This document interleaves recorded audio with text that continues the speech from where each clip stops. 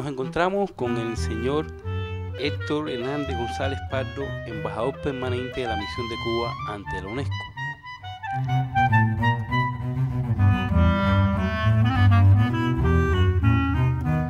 ¿Cómo definiría usted el papel que juega Cuba en el seno de la UNESCO, señor embajador? Cuba fue el primer país del hemisferio occidental que ingresó en la UNESCO. Desde que prácticamente los primeros momentos, en 1947, se creó la Comisión Nacional Cubana de la UNESCO.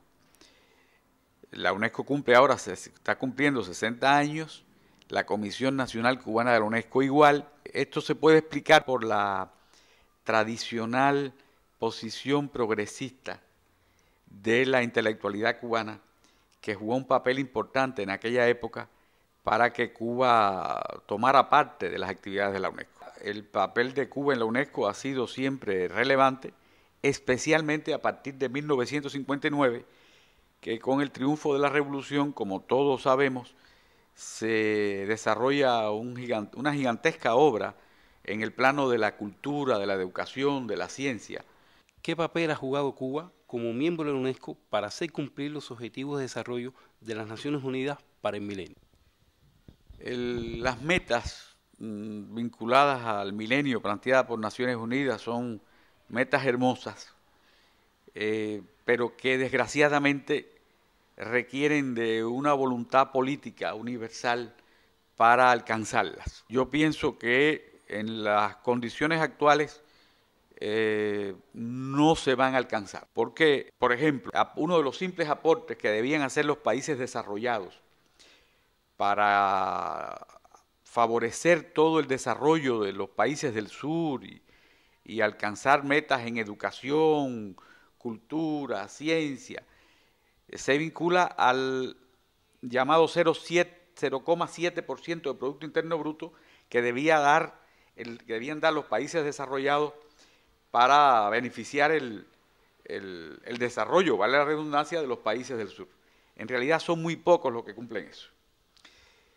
Pero en el caso concreto de las metas del milenio, yo creo que uno de los países que podría estar en posición de cumplir dichas metas es Cuba, la mayoría de las cuales ya están cumplidas. En el año de 1962, el gobierno de los Estados Unidos, encabezado por John F. Kennedy, decretó el bloqueo o embargo contra el pueblo de Cuba. ¿De qué manera este bloqueo ha afectado las relaciones culturales entre Cuba y Estados Unidos y la cultura cubana? Kennedy fue la figura que, digamos, desde el punto de vista jurídico, estableció el bloqueo, pero desde la época de Eisenhower, prácticamente desde el año 1959, Estados Unidos comenzó una política de hostilidad contra Cuba, solamente porque Cuba quería ser independiente y establecer su propio camino de desarrollo económico y social.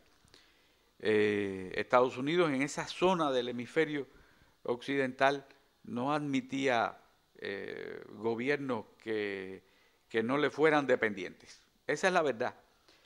Ahora, de allá acá, el bloqueo se ha ido, digamos, arreciando a tal punto que, por ejemplo, Cuba, que es un país turístico por excelencia, no puede recibir ciudadanos norteamericanos en sus playas, porque cualquier ciudadano norteamericano que visite Cuba sería sancionado por el Departamento del Tesoro y por el Departamento de Estado.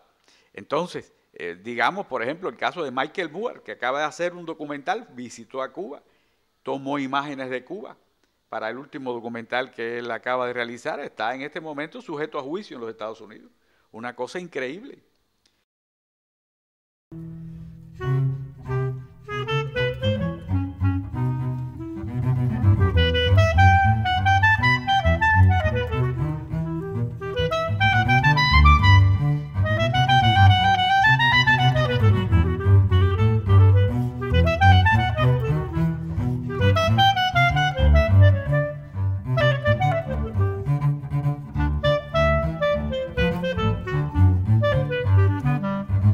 Esta ha sido una entrevista para Europa Latina con el señor embajador de la República de Cuba ante la UNESCO.